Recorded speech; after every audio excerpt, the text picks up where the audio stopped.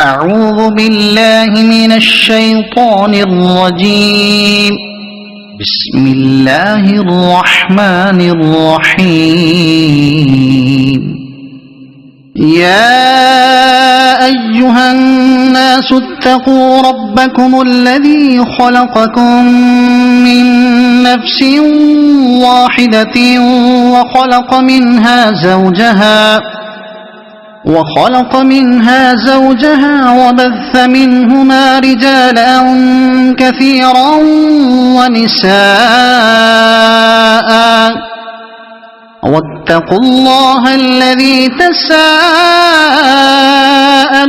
به والأرحام إن الله كان عليكم رقيبا. وآتوا اليتامى أموالهم ولا تتبدلوا الخبيث بالطيب ولا تأكلوا أموالهم إلى أموالكم إنه كان حوبا كبيرا. وإن خفتم ألا تقسطوا في اليتامى فانكحوا ما طاب لكم من النساء مثنى وثلاث ورباع، فإن خفتم ألا تعدلوا فواحدة أو ما ملكت أيمانكم ذلك أدنى ألا تعولوا. وآتوا النساء صدقاتهن نحلة، فإن طبن لكم عن شيء منه نفسا فكلوه هنيئا مريئا. ولا تؤتوا السفهاء أموالكم التي جعل الله لكم قياما وارزقوهم فيها واكسوهم وقولوا لهم قولا معروفا. وابتلوا اليتامى حتى إذا بلغوا النكاح فإن آنستم منهم رشدا فادفعوا إليهم أموالهم ولا تأكلوها إسرافا وبدارا أن يكبروا. ومن كان غنيا فليستعفف ومن كان فقيرا فليأكل بالمعروف. فإذا دفعتم إليهم أموالهم فأشهدوا عليهم وكفى بالله حسيبا. للرجال نصيب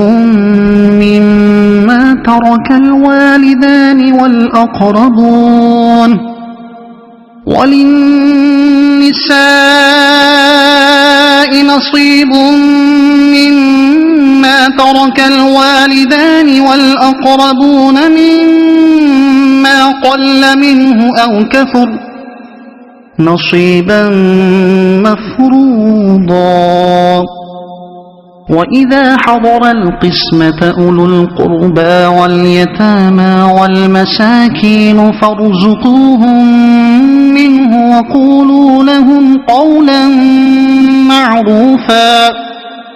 وليخشى الذين لو تركوا من خلفهم ذرية ضعافا خافوا عليهم فليتقوا الله وليقولوا قولا سديدا.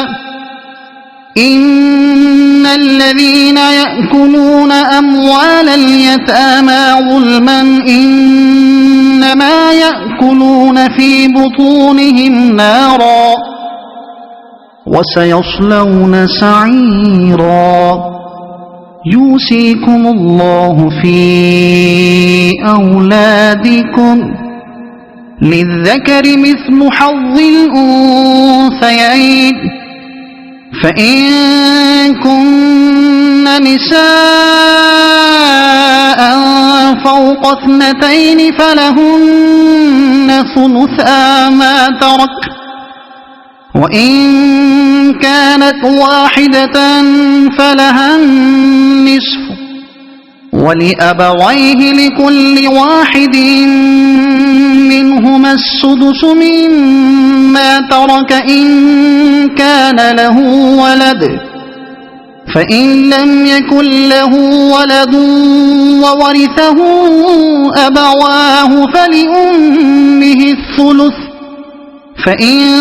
كان له إخوة فلأمه السدس من بعد وصية يوصي بها أو دين. آباؤكم وأبناؤكم لا تدرون أيهم أقرب لكم نفعا، فريضة من الله، إن الله كان عليما حكيما. ولكم نصف ما ترك أزواجكم إن لم يكن لهن ولد، فإن كان لهن ولد فلكم الربع مما تركن من بعد وصية يوصين بها أو دين، ولهن الربع مما تركتم إن لم يكن لكم ولد، فإن كان لكم ولد فلهن الثمن مما تركتم من بعد وصية توصون بها أو دين. وإن كان رجل يورث كلالة أو امرأة وله أخ أو أخت فلكل واحد منهما السدس، فإن كانوا أكثر من ذلك فهم شركاء في الثلث من بعد وصية يوصى بها أو دين، من بعد وصية يوصى بها أو دين غير مضار، وصية من الله، والله عليم حليم. تلك حدود الله، ومن يطع الله ورسوله يدخله جنات تجري من تحتها الأنهار خالدين فيها، وذلك الفوز العظيم. ومن يعص الله ورسوله ويتعد حدوده يدخله نارا خالدا فيها وله عذاب مهين. واللاتي يأتين الفاحشة من نسائكم فاستشهدوا عليهن 4 منكم، فإن شهدوا فأمسكوهن في البيوت حتى يتوفاهن الموت أو يجعل الله لهن سبيلا. واللذان يأتيانها منكم فآذوهما، فإن تابا وأصلحا فأعرضوا عنهما، إن الله كان توابا رحيما. إن إنما التوبة على الله للذين يعملون السوء بجهالة ثم يتوبون من قريب فأولئك يتوب الله عليهم وكان الله عليما حكيما وليست التوبة للذين يعملون السيئات حتى إذا حضر أحدهم الموت قال إني تبت الآن ولا الذين يموتون وهم كفار أولئك أعتدنا لهم عذابا أليما يا أيها الذين آمنوا لا يحل لكم أن ترثوا النساء كرها ولا تعضلوهن لتذهبوا ببعض ما آتيتموهن إلا أن يأتين بفاحشة مبينة وعاشروهن بالمعروف فإن كرهتموهن فعسى أن تكرهوا شيئا ويجعل الله فيه خيرا كثيرا وإن أردتم استبدال زوج مكان زوج وآتيتم إحداهن قنطارا فلا تأخذوا منه شيئا أتأخذونه بهتانا وإثما مبينا وكيف تأخذونه وقد أفضى بعضكم إلى بعض وأخذن منكم ميثاقا غليظا ولا تنكحوا ما نكح آباؤكم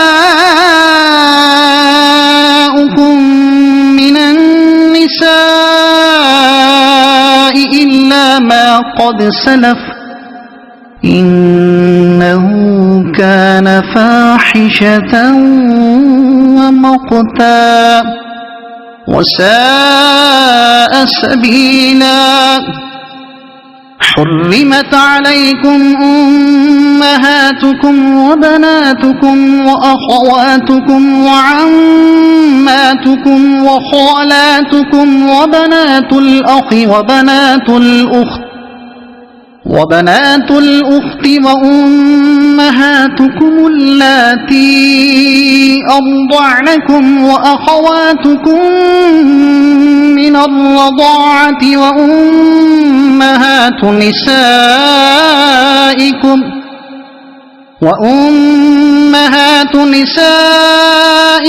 وربائبكم اللاتي في حجوركم من نسائكم اللاتي دخلتم بهن فإن لم تكونوا دخلتم بهن فلا جناح عليكم وحلائل أبنائكم الذين من أصلابكم وأن تجمعوا بين الأختين إلا ما قد سلف إن الله كان غفورا رحيما والمحصنات من النساء إلا ما ملكت أيمانكم كتاب الله عليكم وأحل لكم ما وراء ذلكم أن تبتغوا بأموالكم محصنين غير مسافحين فما استمتعتم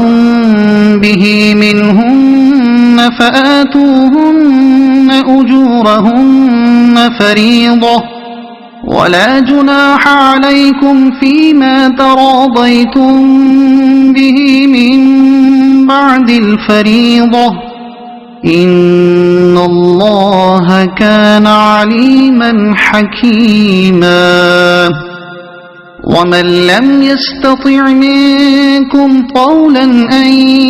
ينكح المحصنات المؤمنات فمما ملكت أيمانكم من فتياتكم المؤمنات والله أعلم بإيمانكم بعضكم من بعض فانكحوهن بإذن أهلهن وآتوهن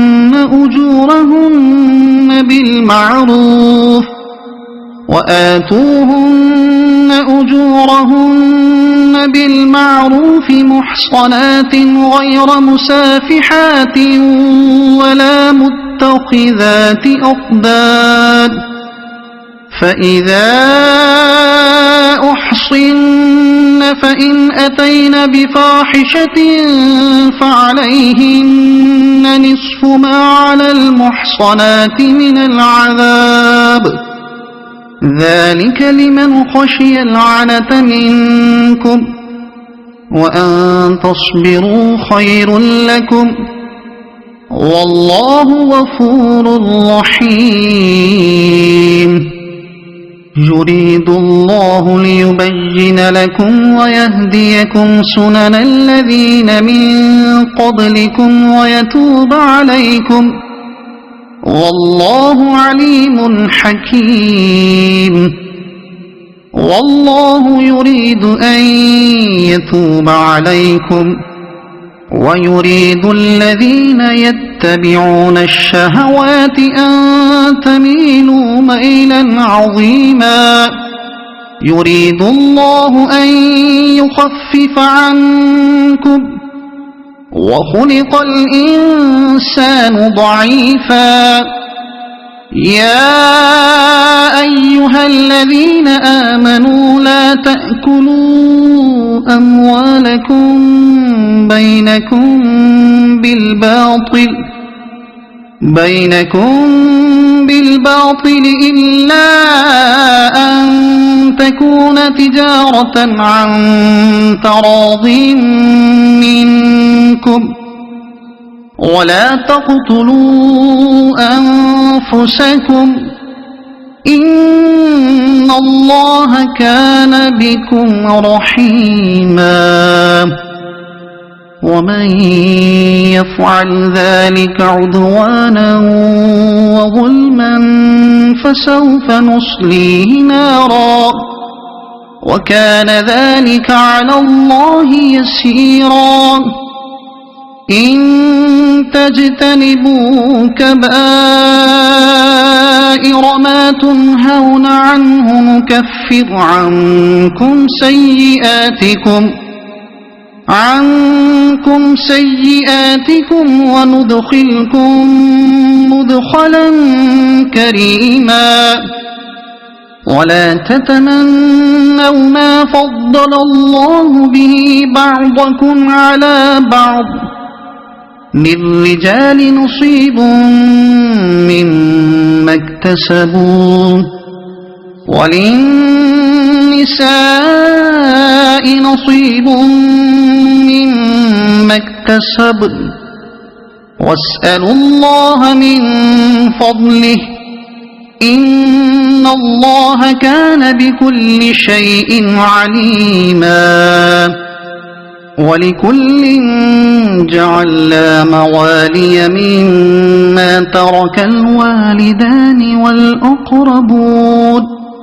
والذين عقدت أيمانكم فآتوهم نصيبهم إن الله كان على كل شيء شهيدا الرجال قوامون على النساء بما فضل الله بعضهم على بعض بعضهم على بعض وبما أنفقوا من أموالهم فالصالحات قانتات حافظات للغيب بما حفظ الله واللاتي تخافون نشوزهن فعظوهن واهجروهن في المضاجع واضربوهن فإن أطعنكم فلا تبغوا عليهن سبيلا إن الله كان عليا كبيرا وإن خفتم شقاق بينهما فابعثوا حكما من أهله وحكما من أهلها إن يريدا إصلاحا يوفق الله بينهما إن الله كان عليما خبيرا واعبدوا الله ولا تشركوا به شيئا وبالوالدين إحسانا وبذي القربى واليتامى والمساكين والجار ذي القربى والجار الجنب والصاحب بالجنب وابن السبيل وما ملكت أيمانكم إن الله لا يحب من كان مختالا فخورا الذين يبخلون ويأمرون الناس بالبخل ويكتمون ما آتاهم الله من فضله وأعتدنا للكافرين عذابا مهينا والذين ينفقون أموالهم رئاء الناس ولا يؤمنون بالله ولا باليوم الآخر ومن يكن الشيطان له قرينا فساء قرينا وماذا عليهم لو آمنوا بالله واليوم الآخر وأنفقوا مما رزقهم الله وكان الله بهم عليما إن الله لا يظلم مثقال ذرة وإن تك حسنة يضاعفها ويؤت من لدنه أجرا عظيما فكيف إذا جئنا من كل أمة بشهيد وجئنا بك على هؤلاء شهيدا يومئذ يود الذين كفروا وعصوا الرسول لو تسوى بهم الأرض ولا يكتمون الله حديثا يا أيها الذين آمنوا لا تقربوا الصلاة وأنتم سكارى حتى تعلموا ما تقولون ولا جنبا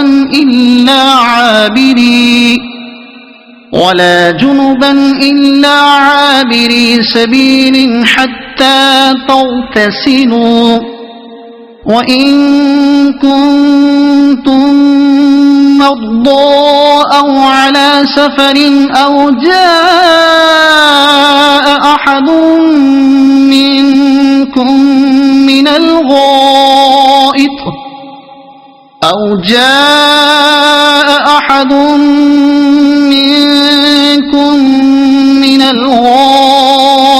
أو لامستم النساء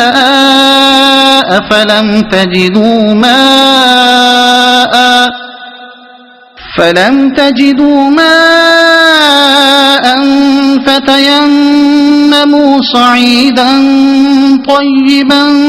فامسحوا بوجوهكم وأيديكم إن الله كان عفوا غفورا ألم تر إلى الذين أوتوا نصيبا من الكتاب يشترون الضلالة ويريدون أن تضلوا السبيل والله أعلم بأعدائكم وكفى بالله وليا وكفى بالله نصيرا من الذين هادوا يحرفون الكلم عن مواضعه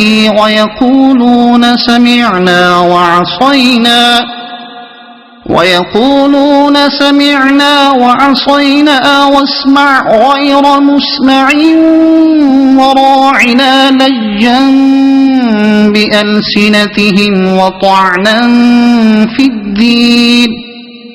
ولو أنهم قالوا سمعنا وأطعنا واسمع وانظرنا لكان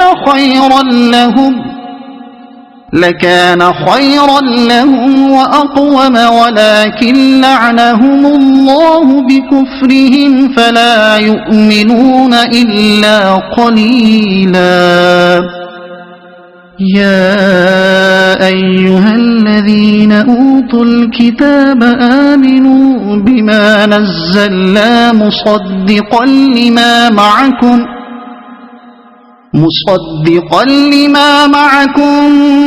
من قبل أن نطمس وجوها فنردها على أدبارها أو نلعنهم كما لعنا أصحاب السبت وكان أمر الله مفعولا إن الله لا يغفر أن يشرك به ويغفر ما دون ذلك لمن يشاء ومن يشرك بالله فقد افترى إثما عظيما ألم تر إلى الذين يزكون أنفسهم بل الله يزكي من يشاء ولا يظلمون فتيلا انظر كيف يفترون على الله الكذب وكفى به إثما مبينا ألم تر إلى الذين أوتوا نصيبا من الكتاب يؤمنون بالجبت والطاغوت ويقولون للذين كفروا هؤلاء أهدى من الذين آمنوا سبيلا أولئك الذين لعنهم الله ومن يلعن الله فلن تجد له نصيرا أم لهم نصيب من الملك فإذا لا يؤتون الناس نقيرا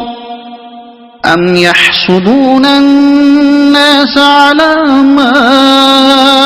آتاهم الله من فضله فقد آتينا آل إبراهيم الكتاب والحكمة وآتيناهم ملكا عظيما فمنهم من آمن به ومنهم من صد عنه وكفى بجهنم سعيرا إن الذين كفروا بآياتنا سوف نصليهم نارا كلما نضجت جلودهم بدلناهم جلودا غيرها ليذوقوا العذاب إن الله كان عزيزا حكيما والذين آمنوا وعملوا الصالحات سندخلهم جنات تجري من تحتها الأنهار خالدين فيها أبدا لهم فيها أزواج مطهرة وندخلهم ظلا ظليلا إن الله يأمركم أن تؤدوا الأمانات إلى أهلها وإذا حكمتم بين الناس أن تحكموا بالعدل إن الله نعما يعظكم به إن الله كان سميعا بصيرا يا أيها الذين آمنوا أطيعوا الله وأطيعوا الرسول وأولي الأمر منكم فإن تنازعتم في شيء فردوه إلى الله والرسول إن كنتم تؤمنون بالله واليوم الآخر ذلك خير وأحسن تأويلا ألم تر إلى الذين يزعمون أنهم آمنوا بما أنزل إليك وما أنزل من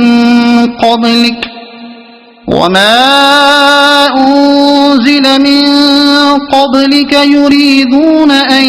يتحاكموا إلى الطاغوت وقد أمروا أن يكفروا به ويريد الشيطان أن يضلهم ضلالا بعيدا وإذا قيل لهم تعالوا إلى ما أنزل الله وإلى الرسول رأيت المنافقين يصدون عنك صدودا فكيف إذا أصابتهم مصيبة بما قدمت أيديهم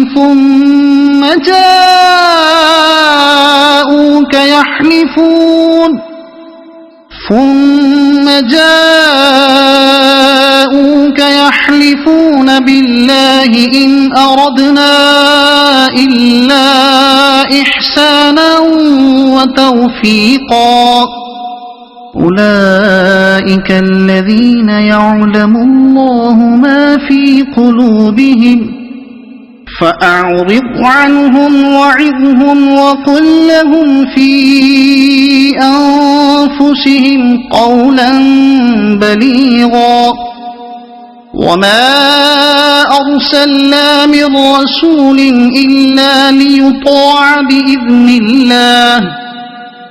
ولو أنهم إذ ظلموا أنفسهم جاءوك فاستغفروا الله واستغفر لهم الرسول لوجدوا الله توابا رحيما فلا وربك لا يؤمنون حتى يحكموك فيما شجر بينهم ثم لا يجدوا في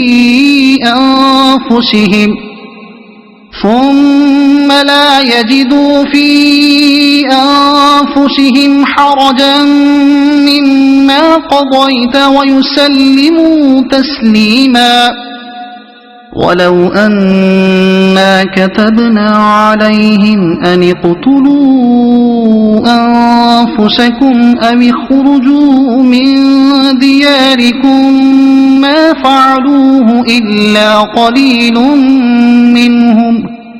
ولو أنهم فعلوا ما يوعظون به لكان خيرا لهم وأشد تثبيتا وإذا لآتيناهم من لدنا أجرا عظيما ولهديناهم صراطا مستقيما ومن يطع الله والرسول فأولئك مع الذين أنعم الله عليهم من النبيين والصديقين والشهداء والصالحين وحسن أولئك رفيقا ذلك الفضل من الله وكفى بالله عليما يا أيها الذين آمنوا خذوا حذركم فانفروا ثبات أو انفروا جميعا وإن منكم لمن ليبطئن فإن أصابتكم مصيبة قال قد أنعم الله علي إذ لم أكن معهم شهيدا ولئن أصابكم فضل من الله ليقولن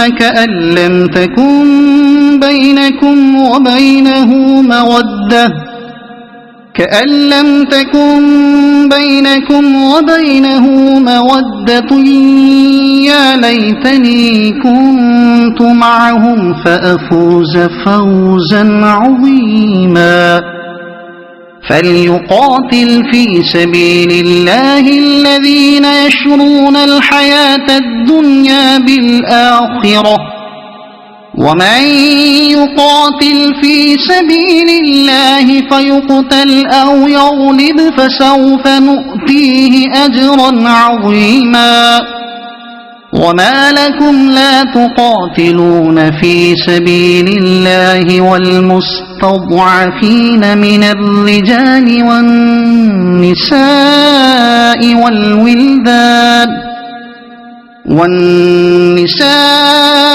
والولدان الذين يقولون ربنا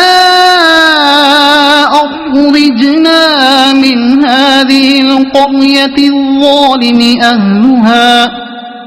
واجعل لنا من لدنك وليا واجعل لنا من لدنك نصيرا الذين آمنوا يقاتلون في سبيل الله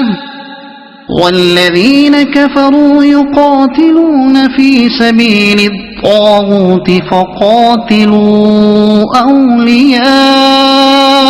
الشيطان إن كيد الشيطان كان ضعيفا ألم تر إلى الذين قيل لهم كفوا أيديكم وأقيموا الصلاة وآتوا الزكاة فلما كتب عليهم القتال إذا فريق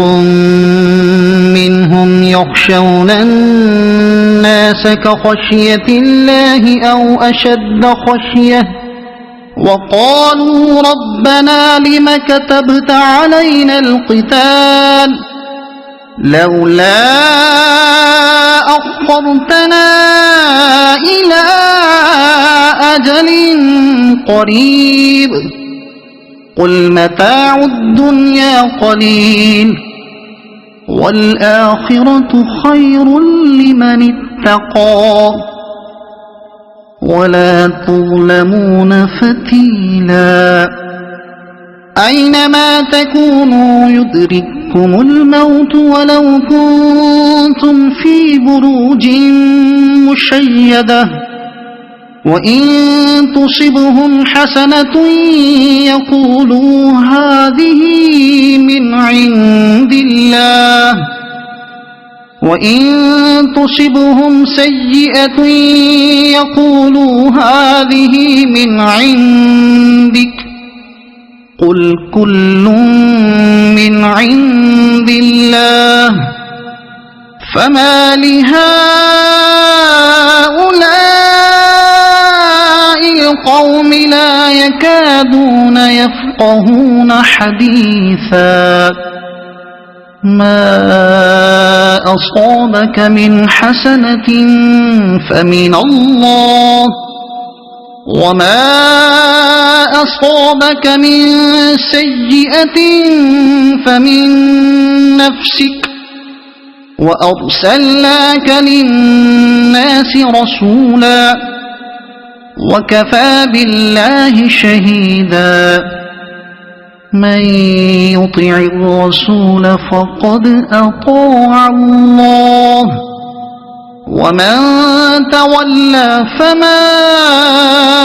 أرسلناك عليهم حفيظا ويقولون طاعة فإذا برزوا من عندك بيت طائفة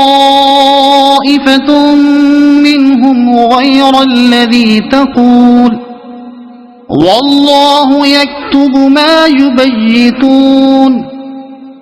فأعرض عنهم وتوكل على الله وكفى بالله وكيلا أفلا يتدبرون القرآن ولو كان من عند غير الله لوجدوا فيه اختلافا كثيرا وإذا جاءهم أمر من الأمن أو الخوف أذاعوا به ولو ردوه إلى الرسول وإلى أولي الأمر منهم لعلمه الذين يستنبطونه منهم ولولا فضل الله عليكم ورحمته لاتبعتم الشيطان إلا قليلا فقاتل في سبيل الله لا تكلف إلا نفسك وحرض المؤمنين عسى الله أن يكف بأس الذين كفروا والله أشد بأسا وأشد تنكيلا من يشفع شفاعة حسنة يكن له نصيب منها ومن يشفع شفاعة سيئة يكن له كفل منها وكان الله على كل شيء مقيتا وإذا حييتم بتحية فحيوا بأحسن منها أو ردوها إن الله كان على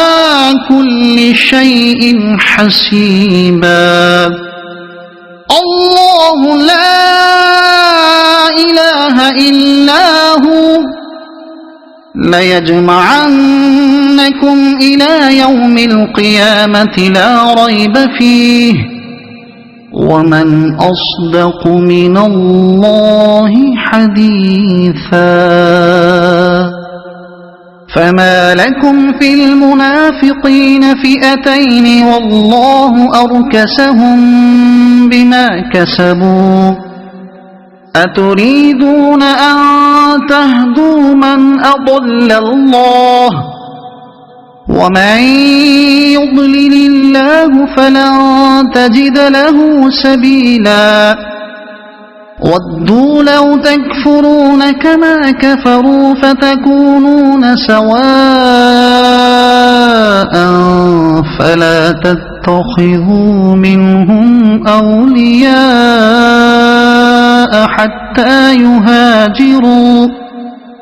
فلا تتخذوا منهم أولياء حتى يهاجروا في سبيل الله فإن تولوا فخذوهم واقتلوهم حيث وجدتموهم ولا تتخذوا منهم وليا ولا نصيرا إلا الذين يصلون إلى قوم بينكم وبينهم ميثاق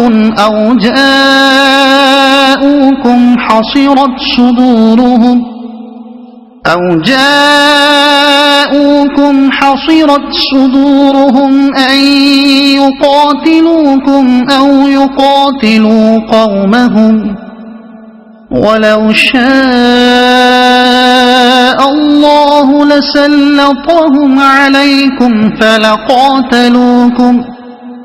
فإن اعتزلوكم فلم يقاتلوكم وألقوا إليكم السلم فما جعل الله لكم عليهم سبيلا ستجدون آخرين يريدون أن يأمنوكم ويأمنوا قومهم كلما ردوا إلى الفتنة أركسوا فيها فإن لم يعتزلوكم ويلقوا إليكم السلم ويكفوا أيديهم فخذوهم واقتلوهم حيث ثقفتموهم وأولئكم جعلنا لكم عليهم سلطانا مبينا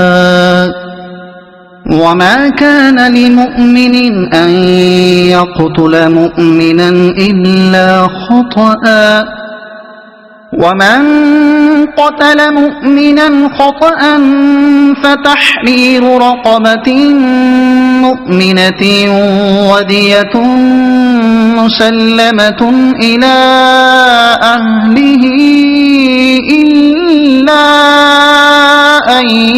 يصدقوا فإن كان من قوم عدو لكم وهو مؤمن فتحرير رقبة مؤمنة وإن كان من قوم بينكم وبينهم ميثاق فدية مسلمة إلى أهله وتحرير رقبة مؤمنة فمن لم يجد فصيام شهرين متتابعين توبة من الله وكان الله عليما حكيما ومن يقتل مؤمنا متعمدا فجزاؤه جهنم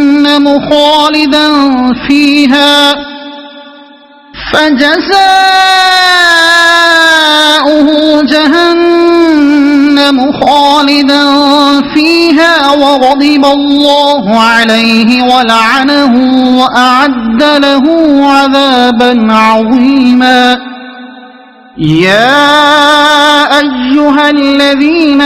آمنوا إذا ضربتم في سبيل الله فتبينوا ولا تقولوا لمن ألقى إليكم السلام لست مؤمنا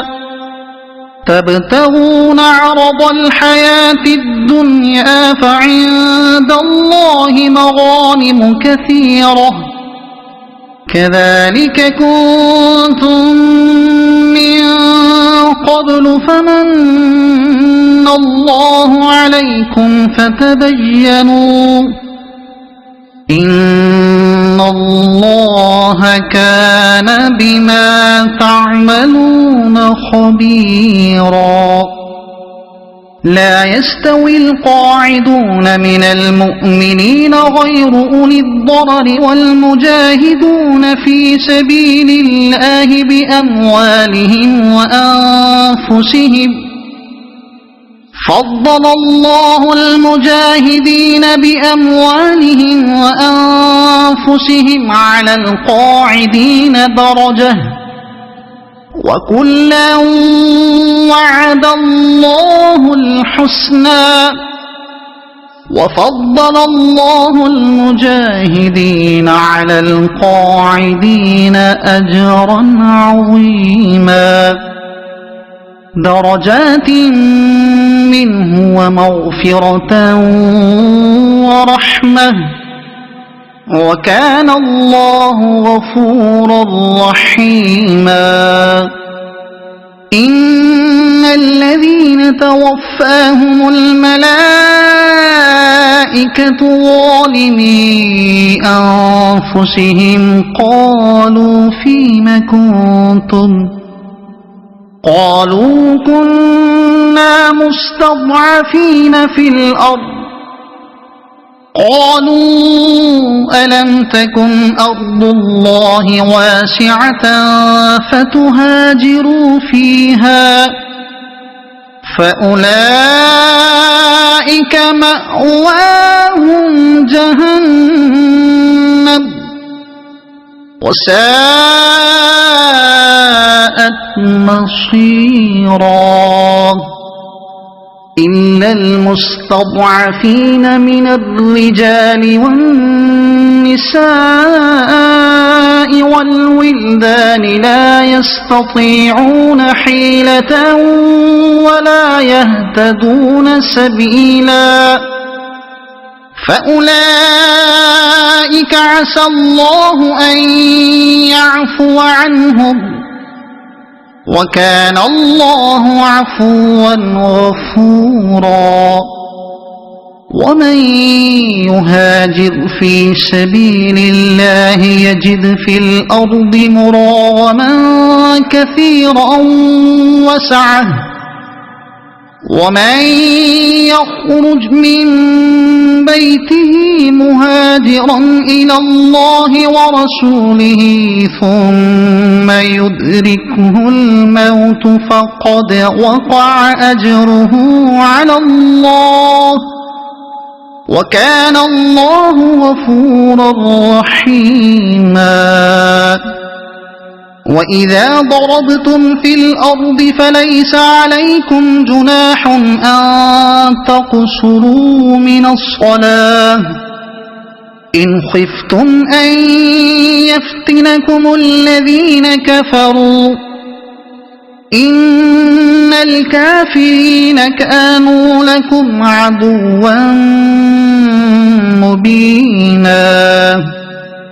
وإذا كنت فيهم فأقمت لهم الصلاة فلتقم طائفة منهم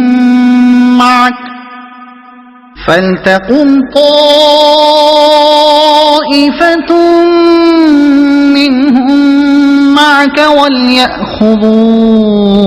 أسلحتهم فإذا سجدوا فليكونوا من ورائكم ولتأت طائفة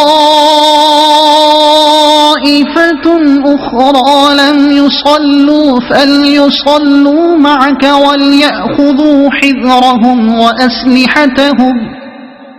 ود الذين كفروا لو تغفلون عن أسلحتكم وأمتعتكم فيميلون عليكم ميلة واحدة ولا جناح عليكم إن كان بكم أذى من مطر أو كنتم مرضى أن تضعوا أسلحتكم وخذوا حذركم إن الله أعد للكافرين عذابا مهينا فإذا قضيتم الصلاة فاذكروا الله قياما وقعودا وعلى جنوبكم فإذا اطمأننتم فأقيموا الصلاة إن الصلاة كانت على المؤمنين كتابا موقوتا ولا تهنوا في ابتغاء القوم إن تكونوا تألمون فإنهم يألمون كما تألمون وترجون من الله ما لا يرجون وكان الله عليما حكيما إنا أنزلنا إليك الكتاب بالحق لتحكم بين الناس بما أراك الله ولا تكن للخائنين خصيما واستغفر الله إن الله كان غفورا رحيما ولا تجادل عن الذين يختانون أنفسهم إن الله لا يحب من كان خوانا أثيما يستخفون من الناس ولا يستخفون من الله وهو معهم إذ يبيتون ما لا يرضى من القول وكان الله بما يعملون محيطا ها أنتم هؤلاء جادلتم عنهم في الحياة الدنيا فمن يجادل الله عنهم يوم القيامة أم من يكون عليهم وكيلا ومن يعمل سوءا أو يظلم نفسه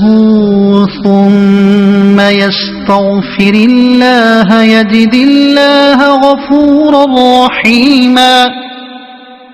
ومن يكسب إثما فإنما يكسبه على نفسه وكان الله عليما حكيما ومن يكسب خطيئة أو إثما ثم يرم به بريئا فقد احتمل بهتانا وإثما مبينا ولولا فضل الله عليك ورحمته لهمت طائفة منهم أن يضلوك وما يضلون إلا أنفسهم وما يضرونك من شيء وأنزل الله عليك الكتاب والحكمة وعلمك ما لم تكن تعلم وكان فضل الله عليك عظيما لا خير في كثير من نجواهم إلا من أمر بصدقة أو معروف أو إصلاح بين الناس ومن يفعل ذلك ابتغاء مرضات الله فسوف نؤتيه أجرا عظيما ومن يشاقق الرسول من بعد ما تبين له الهدى ويتبع غير سبيل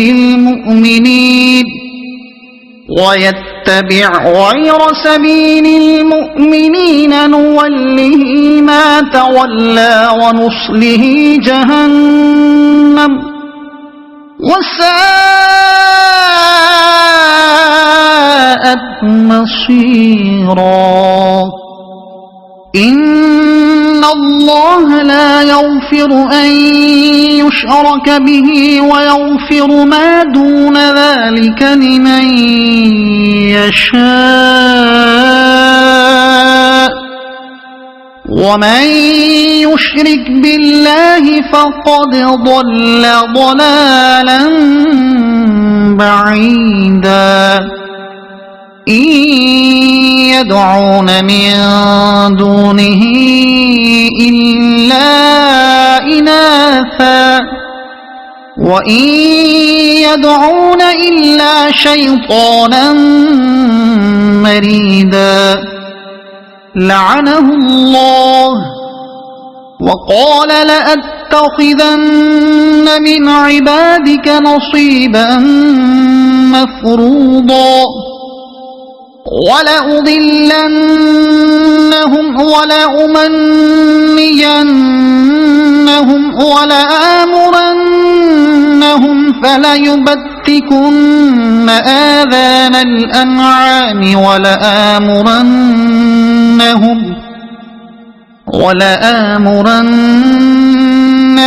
فليغيرن خلق الله ومن يتخذ الشيطان وليا من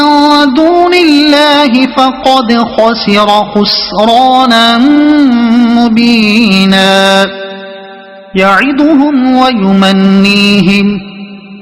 وما يعدهم الشيطان إلا غرورا أولئك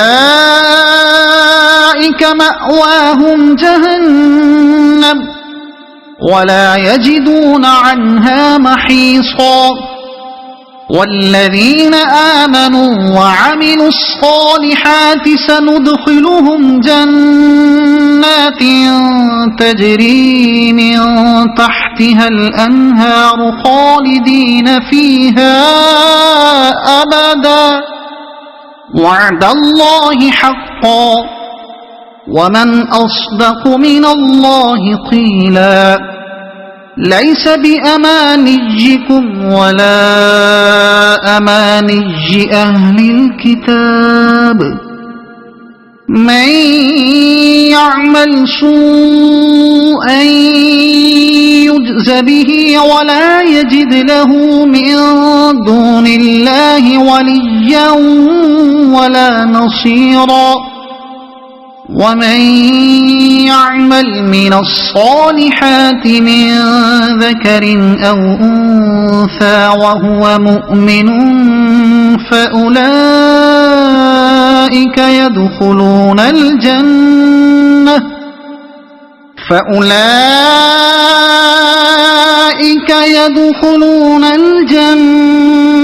ولا يظلمون نقيرا ومن أحسن دينا ممن أسلم وجهه لله وهو محسن واتبع ملة إبراهيم حنيفا واتخذ الله إبراهيم خليلا ولله ما في السماوات وما في الأرض وكان الله بكل شيء محيطا ويستفتونك في النساء قل الله يفتيكم فيهن وما يتلى عليكم في الكتاب وما يتلى عليكم في الكتاب في يتامى النساء اللاتي لا تؤتونهن ما كتب لهن وترغبون أن تنكحوهن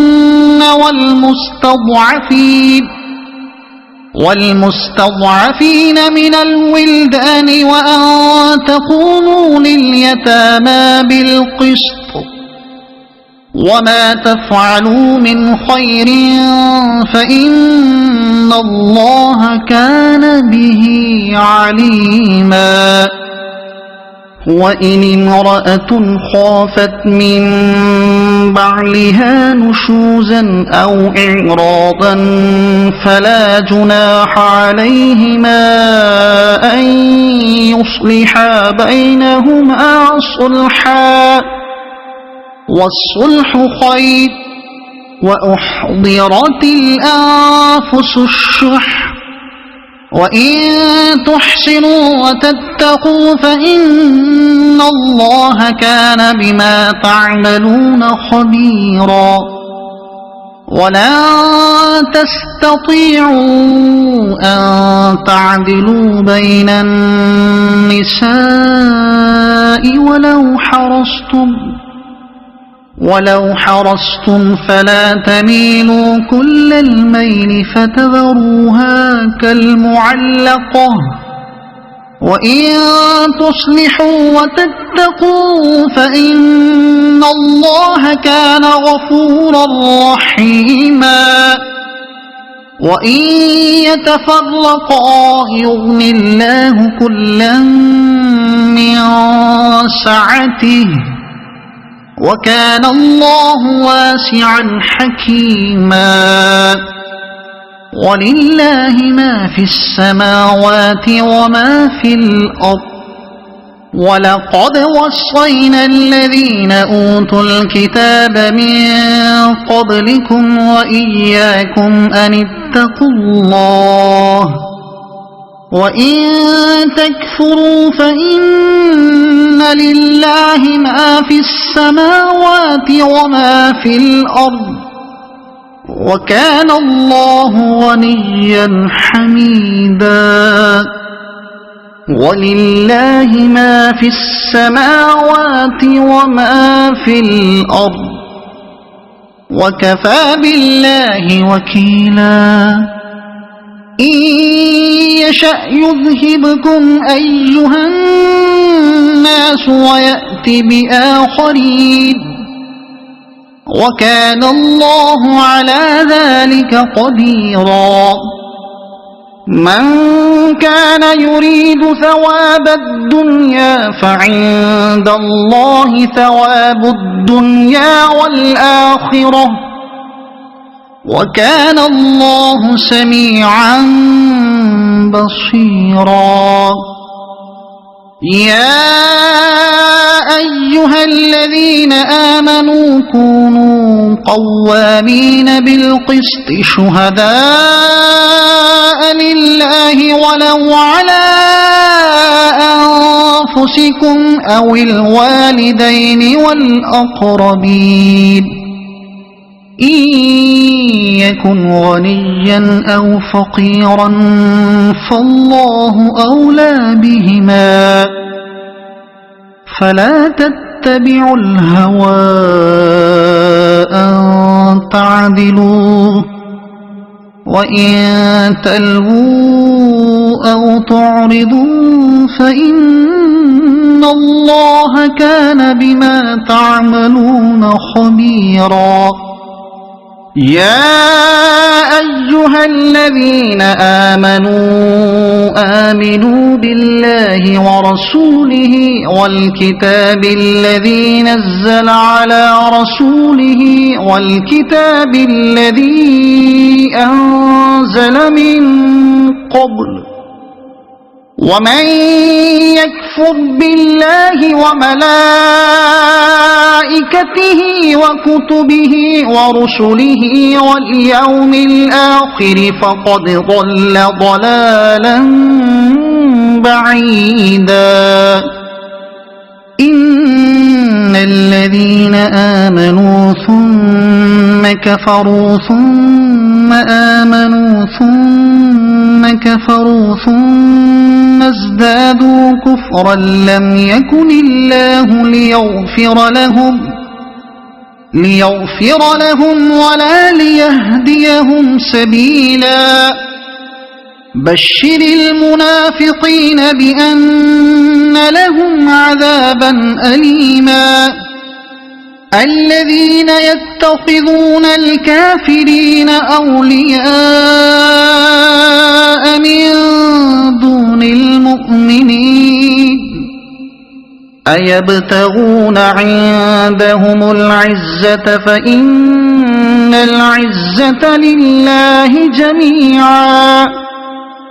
وقد نزل عليكم في الكتاب أن إذا سمعتم آيات الله يكفر بها ويستهزأ بها فلا تقعدوا معهم حتى يخوضوا في حديث غيره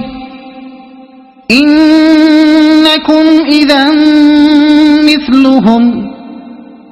إن الله جامع المنافقين والكافرين في جهنم جميعا الذين يتربصون بكم فإن كان لكم فتح من الله قالوا ألم نكن معكم وإن كان للكافرين نصيب قالوا ألم نستحوذ عليكم ونمنعكم من المؤمنين فالله يحكم بينكم يوم القيامة ولن يجعل الله للكافرين على المؤمنين سبيلا إن المنافقين يخادعون الله وهو خادعهم وإذا قاموا إلى الصلاة قاموا كسالى يراءون الناس ولا يذكرون الله إلا قليلا مذبذبين بين ذلك لا إله هؤلاء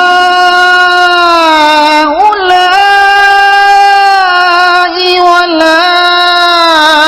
إله هؤلاء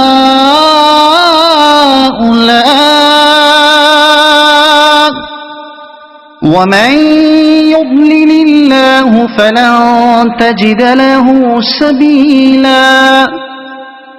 يا أيها الذين آمنوا لا تتخذوا الكافرين أولياء من دون المؤمنين أتريدون أن تجعلوا لله عليكم سلطانا مبينا إن المنافقين في الدرك الأسفل من النار ولن تجد لهم نصيرا إلا الذين تابوا وأصلحوا واعتصموا بالله وأخلصوا دينهم لله فأولئك مع المؤمنين وسوف يؤتي الله المؤمنين أجرا عظيما ما يفعل الله بعذابكم إن شكرتم وآمنتم وكان الله شاكرا عليما لا يحب الله الجهر بالسوء من القول إلا من ظلم وكان الله سميعا عليما إن تبدوا خيرا أو تخفوه أو تعفوا عن سوء فإن الله كان عفوا قديرا إن الذين يكفرون بالله ورسله ويريدون أن يفرقوا بين الله ورسله ويقولون نؤمن ببعض ونكفر ببعض ويريدون أن يتخذوا بين ذلك سبيلا أولئك هم الكافرون حقا وأعتدنا للكافرين عذابا مهينا والذين آمنوا بالله ورسله ولم يفرقوا بين أحد منهم أولئك سوف يؤتيهم أجورهم وكان الله غفورا رحيما يسألك أهل الكتاب أن تنزل عليهم كتابا من السماء فقد سألوا موسى أكبر من ذلك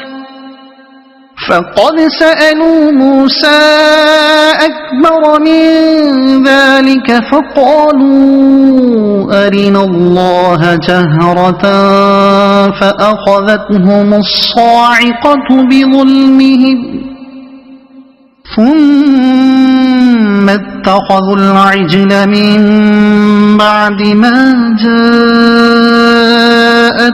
البينات فعفونا عن ذلك وآتينا موسى سلطانا مبينا ورفعنا فوقهم الطور بميثاقهم وقلنا لهم ادخلوا الباب سجدا وقلنا لهم لا تعدوا في السبت وأخذنا منهم ميثاقا غليظا فبما نقضهم ميثاقهم وكفرهم بآيات الله وقتلهم الأنبياء بغير حق وقولهم قلوبنا غلف بل طبع الله عليها بكفرهم فلا يؤمنون إلا قليلا وبكفرهم وقولهم على مريم بهتانا عظيما وقولهم إنا قتلنا المسيح عيسى ابن مريم رسول الله وما قتلوه وما صلبوه ولكن شبه لهم وإن الذين اختلفوا فيه لفي شك منه ما لهم به من علم إلا اتباع الظن وما قتلوه يقينا بل رفعه الله إليه وكان الله عزيزا حكيما وإن من أهل الكتاب إلا ليؤمنن به قبل موته ويوم القيامة يكون عليهم شهيدا فبظلم من الذين هادوا حرمنا عليهم طيبات أحلت لهم وبصدهم عن سبيل الله كثيرا وأخذهم الربا وقد نهوا عنه وأكلهم أموال الناس بالباطل وأعتدنا للكافرين منهم عذابا أليما لكن الراسخون في العلم منهم والمؤمنون يؤمنون بما أنزل إليك وما أنزل من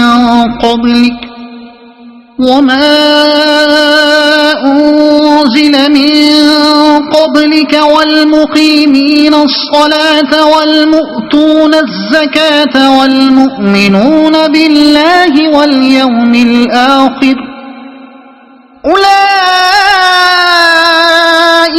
سنؤتيهم أجرا عظيما إنا أوحينا إليك كما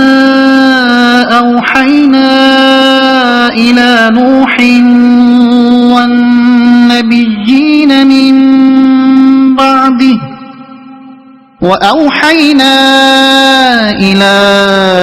إبراهيم وإسماعيل وإسحاق ويعقوب والأسباط وعيسى وأيوب ويونس وهارون وسليمان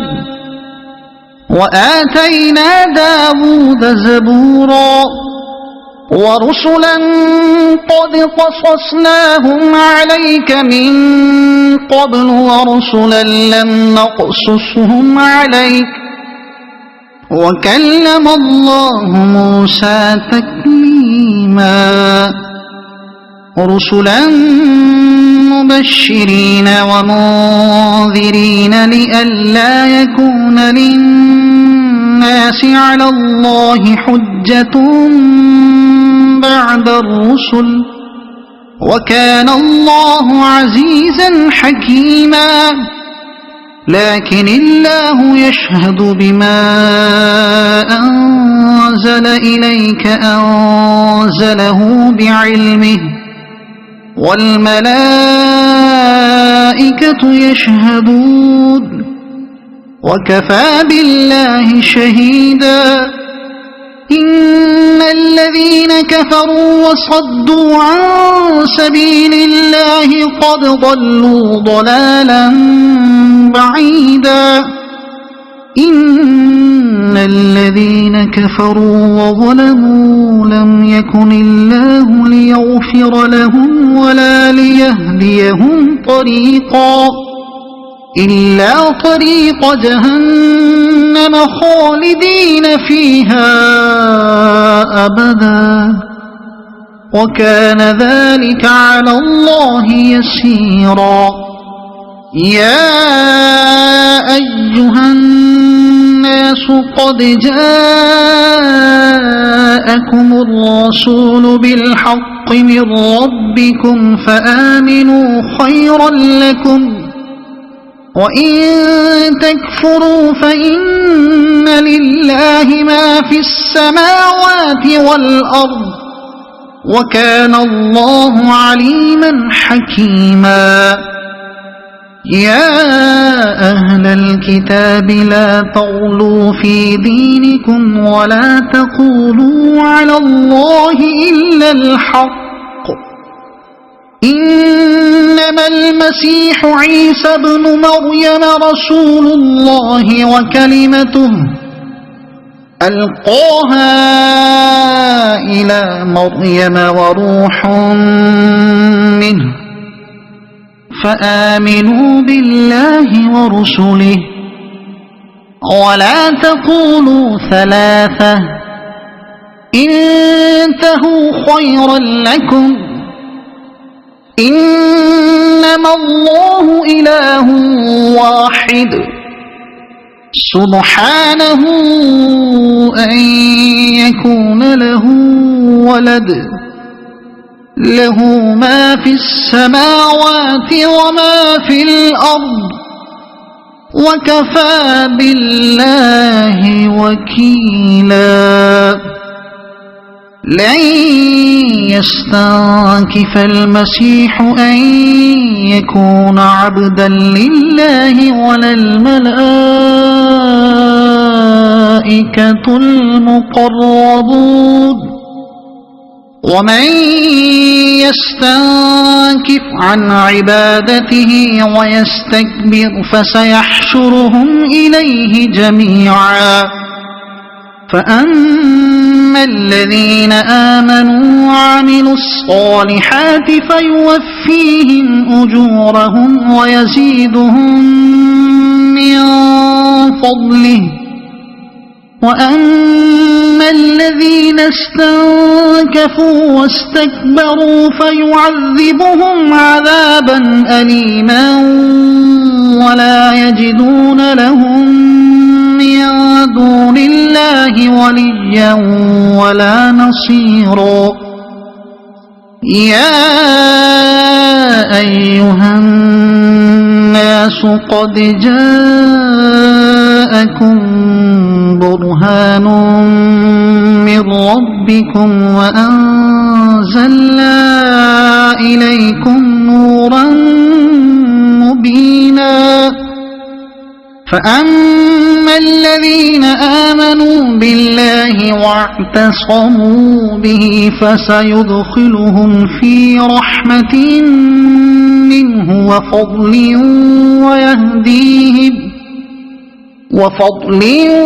ويهديهم إليه صراطا مستقيما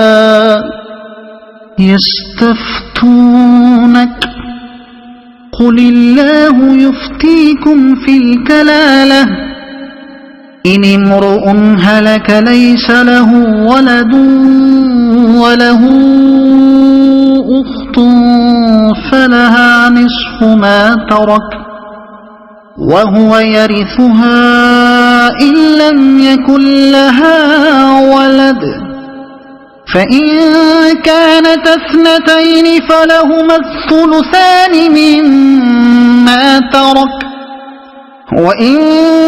كانوا إخوة رجالا ونساء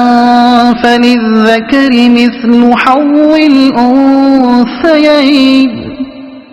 يبين الله لكم أن تضلوا